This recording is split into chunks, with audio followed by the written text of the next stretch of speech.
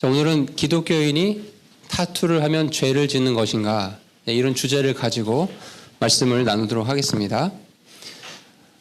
여러분, 우리가 오늘 예배 자리에 왔어요.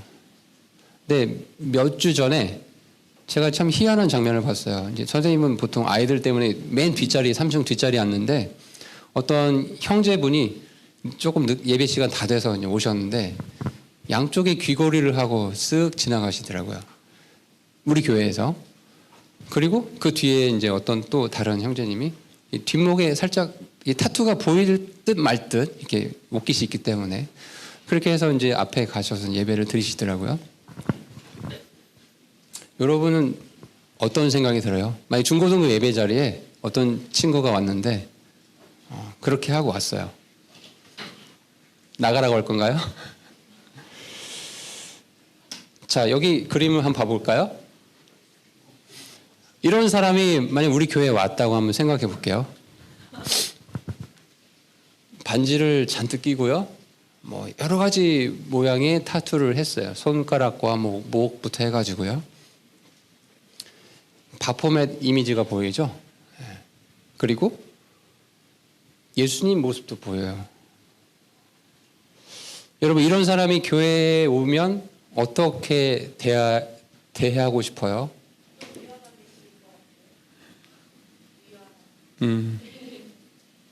근데요, 조금 이제 그 다음 장면을 보면 되게 충격일 수 있는데 이분이 바로 목사님이에요. 방금 봤던 분이 목사님인 거예요. 여기 보면은 부흥의 불을 잡으라. 2012년도에서 이 100주년 기념관에서 이런 행사가 있었어요. 타드 벤틀리라는 아주 유명한 신사도 운동을 하는 목사예요. 근데 이분이 이렇게 문신을 하면서 이제 말 그대로 이제 사역을 하는 거죠. 근데 참 재미있는 거는 이런 생각이 들죠. 아, 저분이 예수님 만나기 전에 조금 힘든 생활을 하셨나 보다. 이런 생각이 들잖아요. 또 충격적인 건 그게 아니라는 거예요. 예수님 믿고 나서 이걸 했다라는 거예요. 타투를. 그러니까 우리가 좀 고개가 갸우뚱되는 거죠. 그럼 이제 이렇게 얘기하면 소위 말하는 착한 그리스도인들이 이렇게 대답합니다. 사람을 외모로 판단하지 마십시오. 그 사람의 속심을 보셔야지 타투를 하든 머리를 빨주노트 파란으로 염색을 하든 온몸에 피어싱을 하든 그게 무슨 상관입니까? 사랑이 없네요. 라고 말하는 분들도 있어요. 당신 혼자 거룩한 척 하지 마시라고. 이렇게 말하는 사람도 있어요. 여러분은 이런 질문에, 이런 반문에 어떻게 대답을 하실 거예요? 속 중심이 중요하지, 겉모습은 중요하지 않다. 이렇게 말하는 사람들에 대해서요. 최근에 참 이 타투가 되게 열풍인 것 같아요. 여러분 주변에서 흔히 볼 수 있죠. 저는 거의 매일 보는 것 같아요. 배달하시는 분들. 네, 배달하시는 분들 보면 거의 10명 중에 9명은 다 타투를 하고 다니시더라고요. 뭐 나이 지극하신 분들 빼고 젊은 분들 가운데 병원을 가도 편의점을 가도 타투를 하는 사람들을 쉽게 접할 수가 있어요. 심지어 아까 말씀드린 대로 교회 안에서도 이걸 볼 수가 있는 거죠. 그래서 오늘은 이 아까 말씀드린 제목, 그럼 기독교인이 타투를 하면 하나님 앞에 죄를 짓는 것인가? 이런 제목을 가지고 말씀을 좀 전하도록 하겠습니다. 이 타투, 문신의 국어사전에서는 이렇게 얘기를 하고 있습니다. 유사 의료 행위로 살갗을 바늘을 찔러 피부와 피하 조직에 상처를 낸 뒤 먹물이나 물감을 흘려넣어 피부에 그림이나 무늬, 글씨를 새기는 행위를 문신, 타투라고 한대요. 자, 타투의 기원을 먼저 알려드리는 게 좋을 것 같아서 최초의 타투입니다. 보이나요? 여기 타투가 있어요. 이 다 타투들이에요. 자, 이게 뭐냐면 첫 번째 그림은요. 1991년 오스트리아와 이탈리아 국경지대에 알프스 산에서 미라가 발견됐는데 이 미라의 이름은 웨치라고 합니다. 이름을 지어줬어요. 가장 오래된 문신으로 밝혀져 있어요.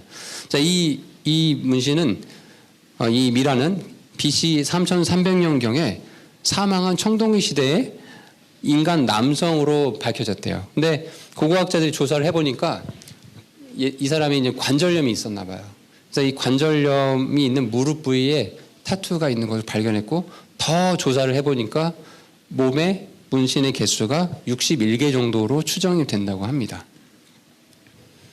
그리고 이 밑에 문신한 이 미라, 이거는 93년도, 1993년도에 두 번째 미라가 발견됐는데, 이 미라를 추정해 보니까 BC 2500년경에 유목민이었던 파지 리크족의 무당이나 영적 지도자로 추정이 된대요. 그래서 이 젊은 여성이고요.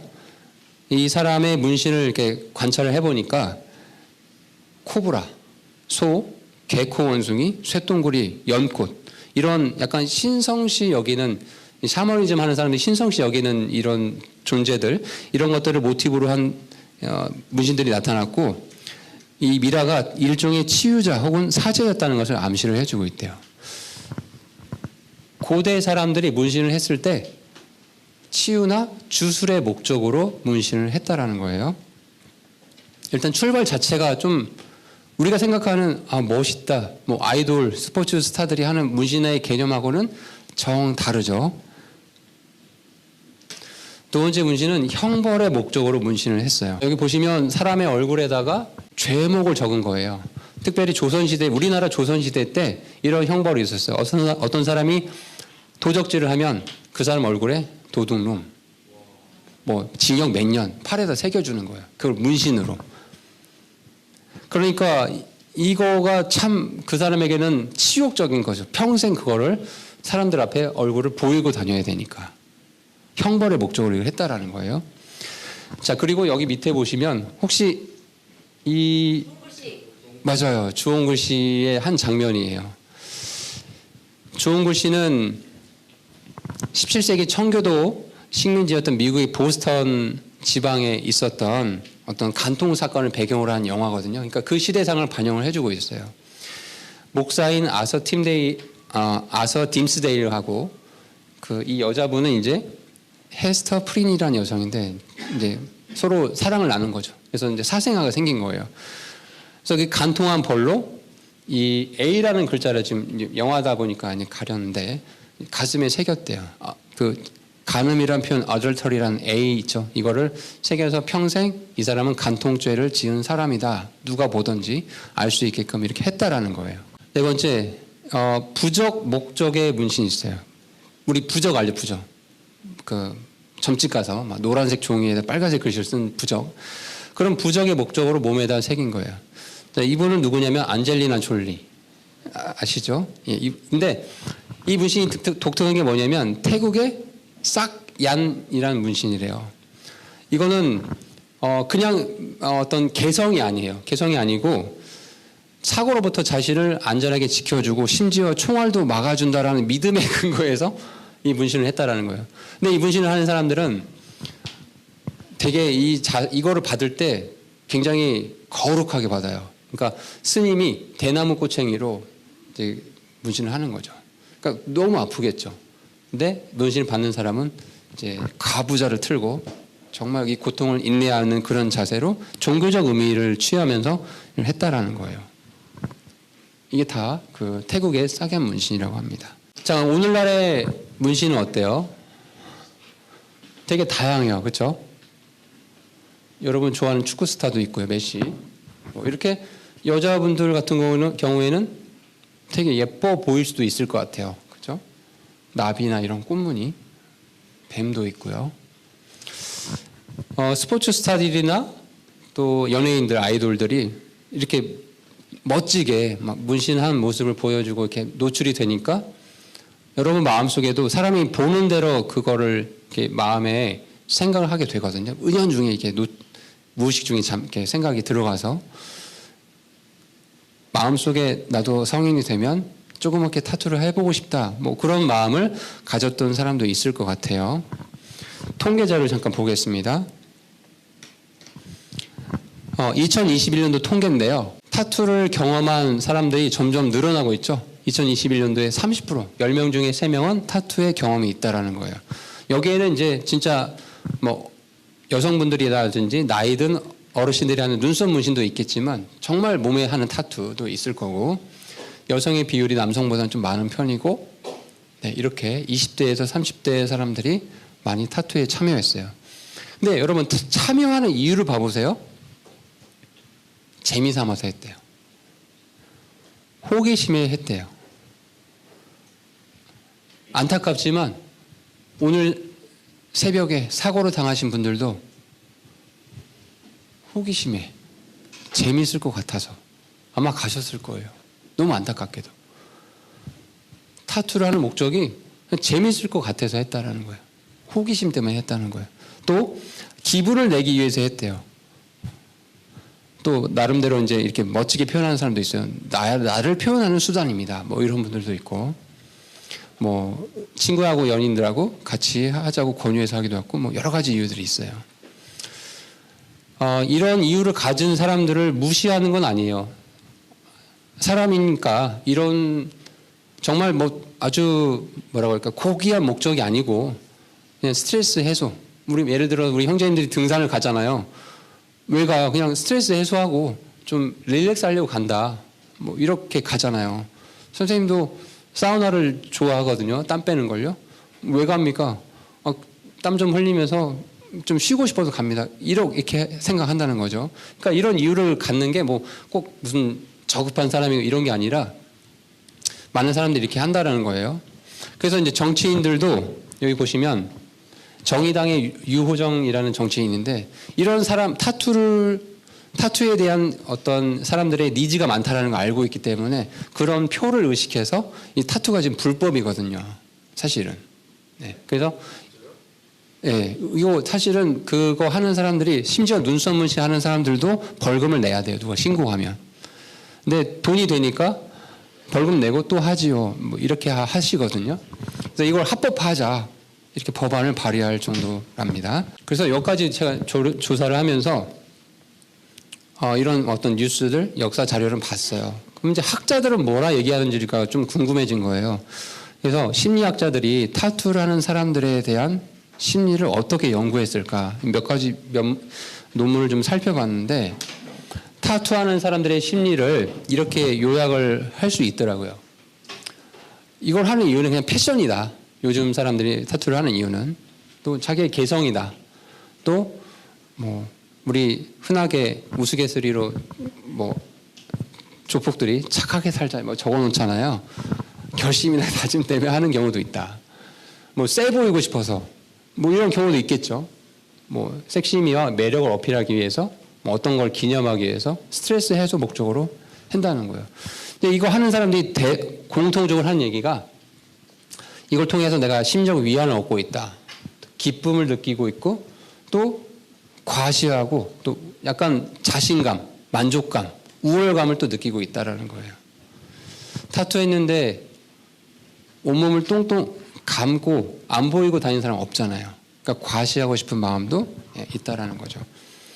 그런데 다음 연구 결과를 보면 타투하는 분들은 좀 각성하실 수 있을 것 같은데, 그 타투하는 사람들의 심리를 평가를 해보니까 부정적인 성격 특성들이 일반 사람들보다는 많이 나타나는 걸로 나왔어요. 타투하는 사람들은 자제력이 낮대요.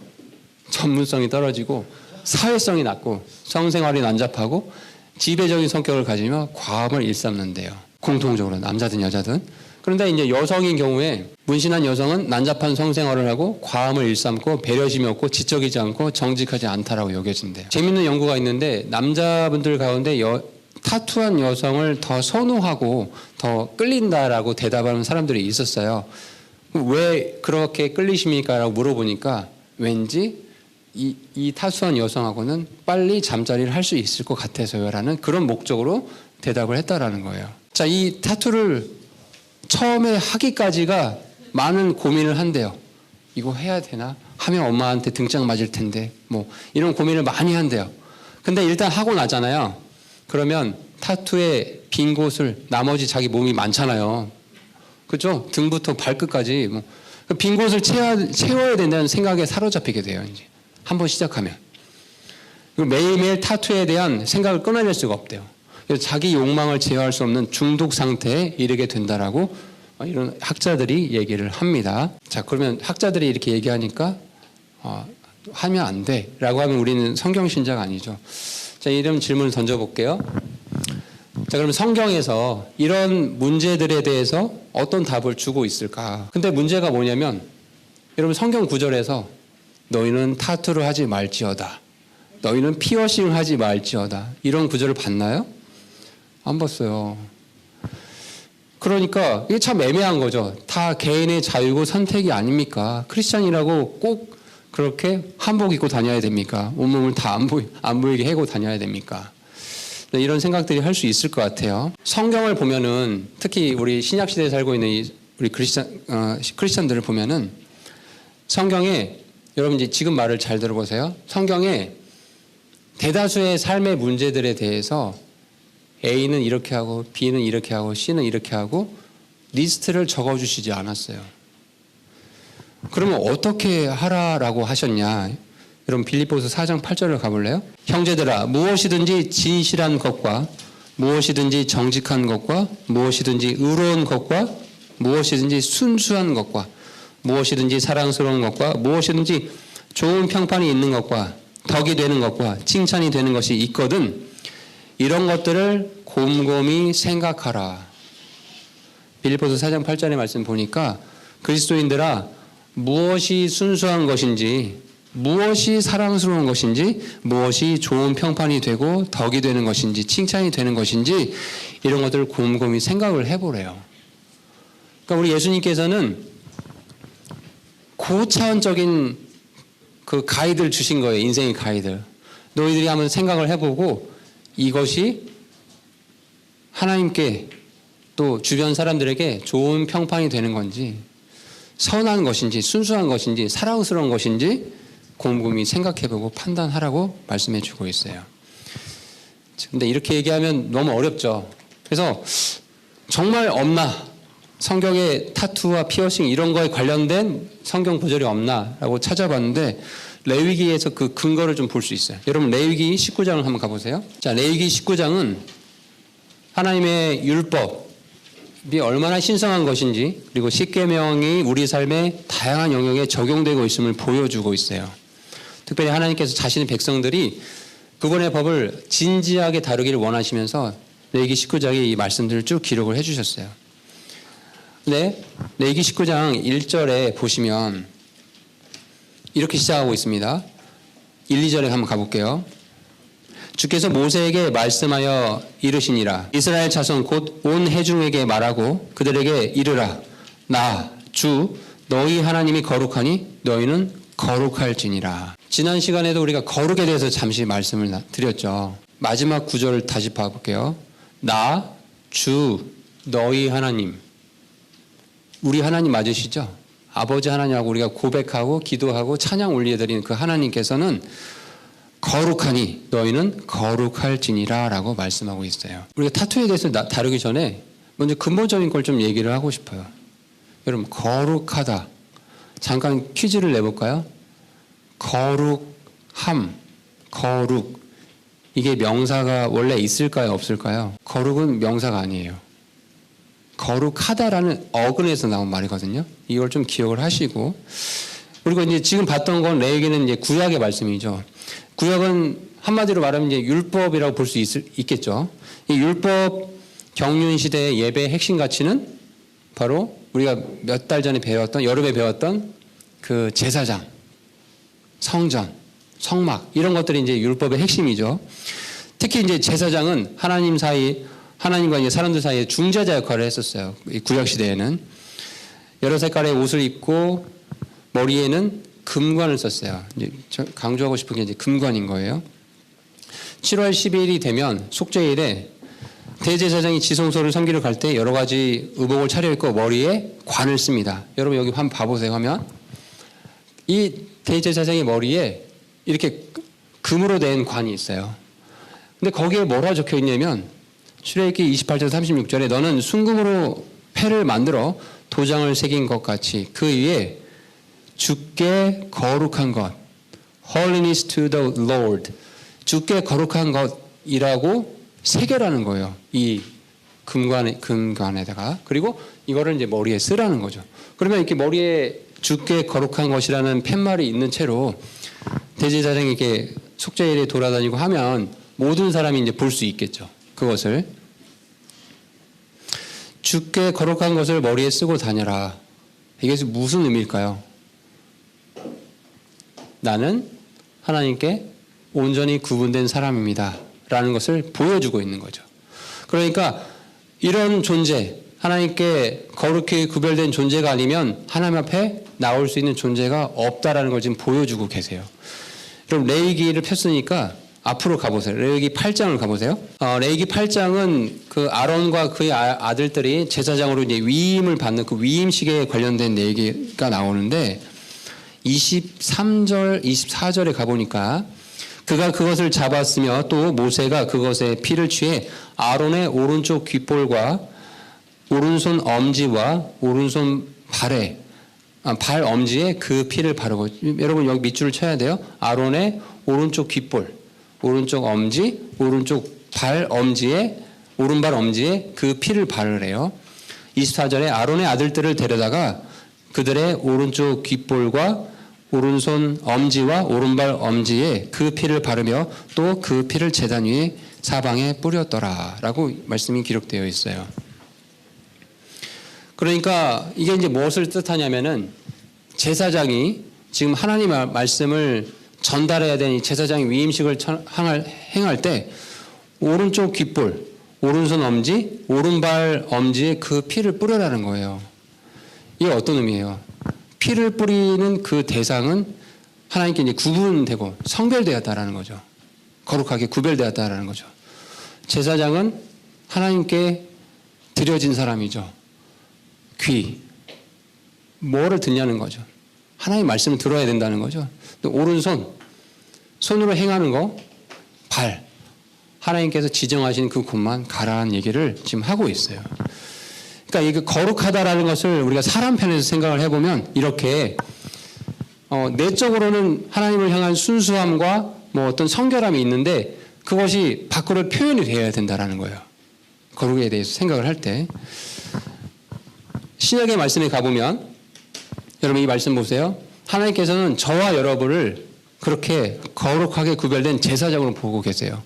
베드로전서 2장 5절에 너희도 살아있는 돌들로서 영적 집으로 건축되고 예수 그리스도를 통해 하나님께서 받으실 만한 영적 희생물을 드리는 거룩한 제사장이 되었도다. 하나님 보시기엔 저와 여러분이 거룩한 제사장이라는 거죠. 계시록 1장 6절에 하나님 곧 자신의 아버지를 위해 우리를 왕과 제사장으로 삼으신 분께, 즉 그분께 영광과 통치가 영원 무궁토록 있기를 원하노라. 하나님 보시기에는 저와 여러분이 거룩하게 구별된 주께 holiness to the Lord, 이거 기억나죠? 주께 거룩한 것, 그렇게 구분된 존재를 보신다라는 거예요. 자, 그러면 제사장이에요. 우리는 하나님께 거룩히 구별된 사람들이요. 그럼 이런 입장에서 타투의 문제를 봐봅시다. 레위기 아까 봤죠? 19장 다시 가봐요. 자, 19장의 28절을 가볼게요. 자, 19장 28절에 이렇게 되어 있습니다. 죽은 자로 인해 너희 살을 베지 말며 너희 몸에 아무 표도 새기지 말라. 나는 주니라 라고 말씀하고 있어요. 죽은 자로 인해 너희 살을 베지 말며 피어싱 같은 거 하지 말라는 거죠. 그리고 너희 몸에 아무 표도 새기지 말라. 타투를 하지 말라는 얘기를 직접적으로 얘기하고 있어요. 이 전통적으로 문신은 아까 우리가 역사에도 봤잖아요.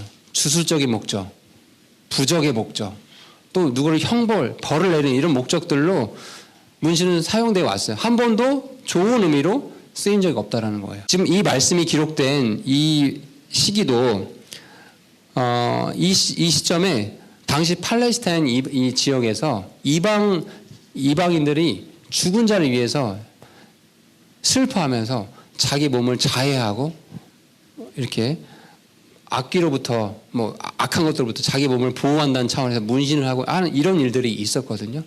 거룩히 구별된 너희들은 이런 이방의 악한 행습들을 따라해서는 안 된다는 얘기를 지금 말씀하고 있는 거죠. 자, 근데 이렇게 말하면은 이렇게 조금 성경을 아는 친구들은 이렇게 반문할지 몰라요. 선생님 이건 구약이잖아요. 저희는 신약시대 사람이지 않습니까? 어떻게 구약의 율법을 저희 보고 지켜라고 지금 말씀하십니까? 라고 반문할 수도 있을 것 같아요. 그러면 여기 중요한 질문이에요. 성경이 문신이나 타투 이런 것들에 대해서 피어싱 이런 것들에 대해서 명백하게 금하고 있지 않다. 레위기 말씀은 구약의 말씀이고 이러니까 우리는 거기에서 자유로운 거다. 라고 성경을 보는 게 올바른 해석일까요? 이걸 잘 생각을 해봐야 돼요. 이렇게 해서 그러면 성경을 보는 게 우리가 올바른 것인가? 여기서 지금 이 질문에 대한 대답을 할 수 있는 사람이 있으면 대단하겠지만 선생님들 이 질문에 대해서 답을 찾느라 많이 고생했어요. 이렇게 했을 때 도대체 어떻게 그러면 대답을 해야 되나? 어떤 기준을 우리가 갖고 있어야 되나? 이렇게 생각했으면 좋겠어요. 명백하게 성경에서 이런 것들을 하지 마십시오라고 기록이 되지 않다라고 해서 그럼 반대로 하나님께서 타투나 피어싱에 대해서 명백하게 허용하고 허락하신 것입니다라고 해석을 해도 되는 거냐는 거죠. 그런 근거도 없죠. 그렇죠? 그러면 해야 된다? 하지 말아야 된다. 의견이 분분하거든요. 여러분 주변의 교회를 가보면 여러분 친구들이 다니는 교회를 가보면 피어싱하고 타투하는 친구들 흔히 볼 수 있어요. 심지어 전도사님이 피어싱하고 다녀요. 전도사님이 타투하고 다녀요. 그럼 되게 헷갈리잖아요, 판단이. 자, 그랬을 때 타투 문제뿐 아니라 다른 영역에도 이렇게 적용해 봤으면 좋겠어요. 이 두 가지 질문을 던져보는 거예요. 첫 번째, 우리가 정직하게 양심적으로 그 일들, 내가 타투를 하고 싶다, 피어싱을 하고 싶다, 뭘 하고 싶다라는 그 일들이 있잖아요. 그거에 대해서 하나님께 복을 구하고 하나님의 선하신 목적을 위해 사용해 달라고 기도할 수 있는 일들인가를 물어보는 거예요. 여러분 스스로. 타투를 하고 싶은 친구가 있을 수 있어요. 하나님께 그걸 위해서 복을 구하고 제가 타투를 통해서 선하신 목적을 위해 사용하겠습니다 하고 기도할 수 있을까요? 그걸 생각해 보라는 거예요. 그리고 두 번째, 이거 되게 중요해요. 두 번째, 내가 하려는 일이 하나님을 기쁘시게 하는 일인지가에 대해서 조금이라도 의심이 들 때가 있을 수 있거든요. 여러 가지 여러분의 인생의 일들을 판단할 때 의심이 들면 안 하는 게 지혜로운 거예요. 다시요. 정말 헷갈릴 때가 있어요. 타투 문제는 명백하게 보일 수도 있어. 근데 그 외에 여러분 앞에 나타나는 여러 가지 일들이 있는데 조금이라도 이게 하나님을 기쁘시게 하는 거에 대해서 내 마음에 약간이라도 의심이 있어. 괜찮을까라는 의심이 들어요. 안 하는 게 지혜로운 거라는 거예요. 그걸 피하는 게 지혜로운 거라는 거예요. 이 두 가지 질문을 꼭 기억하셨으면 좋겠어요. 우리 본문에서 우리가 읽었죠?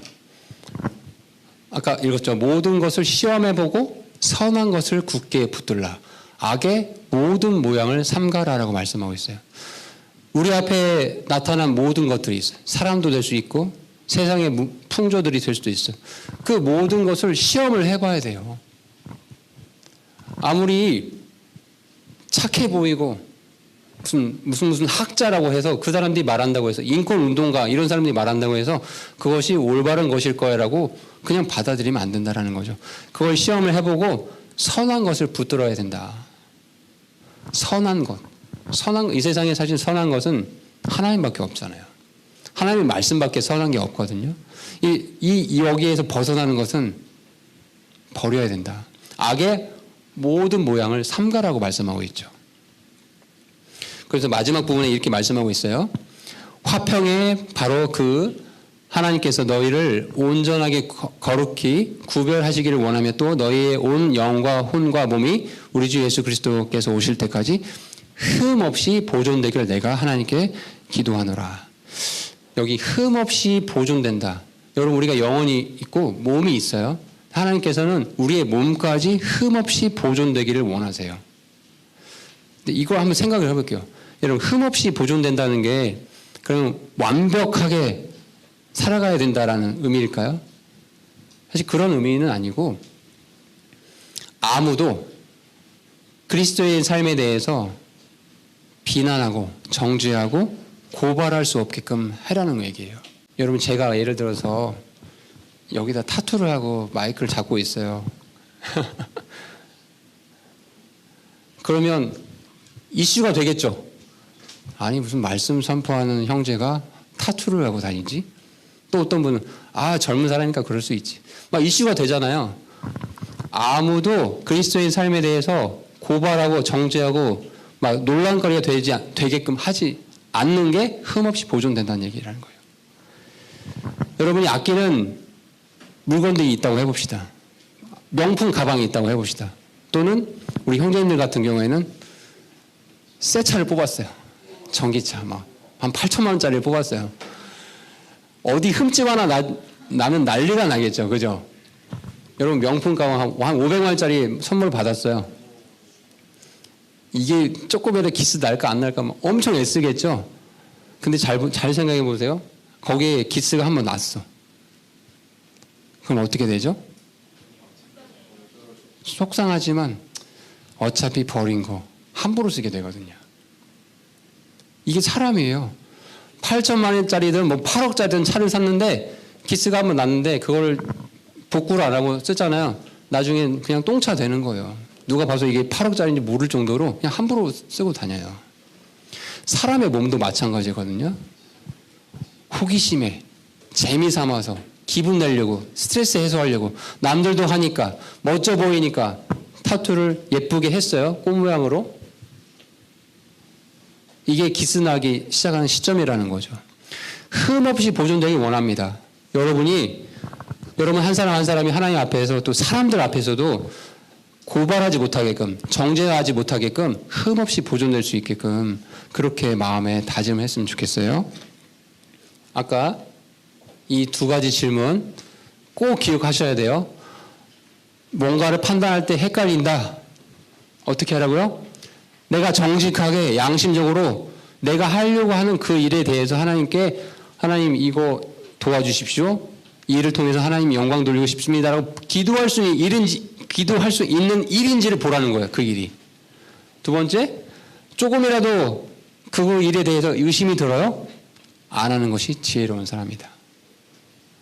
네, 기도하고 마치겠습니다.